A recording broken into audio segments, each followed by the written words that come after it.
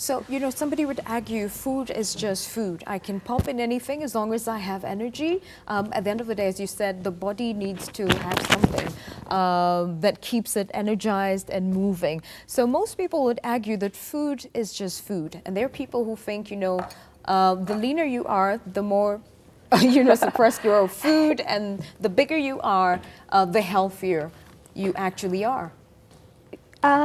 I don't think in this day and age we can say food is just food. Right.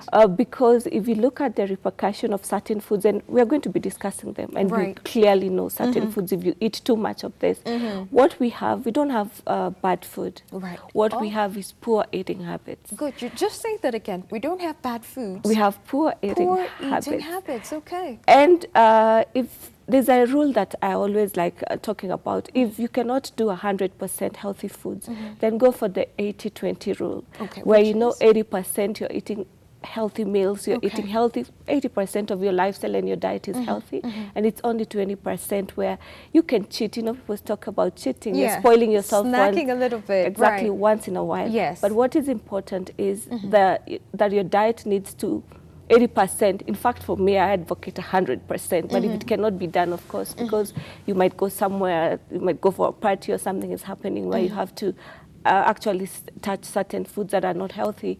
We also find in our markets today, it's very difficult to get really natural, organic foods that you could be looking for. So once in a while, it's fine. So that 80-20% rule, I think, works well, because with the 80%, you're building your system. Even with the 100%, health is in your hands. You're the one who decides whether you keep healthy or not.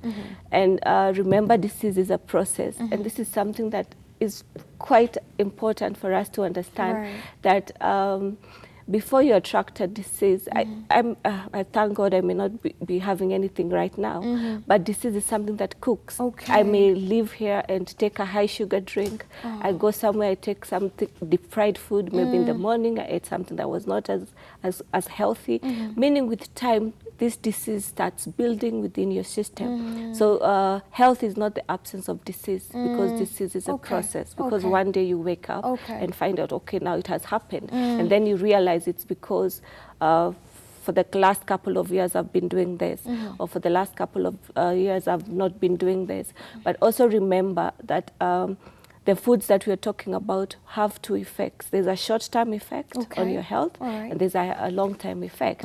So any unhealthy food will actually give you a short-term effect as you wait for the long-term effect. And that's why we are always advised to, you're the one in control of your health condition. You're the one who chooses healthy or not. It's just you who decides what you're going to put on your plate, and how you train your system, and how you train your family, and how you train yourself just to try and adopt healthy eating habits.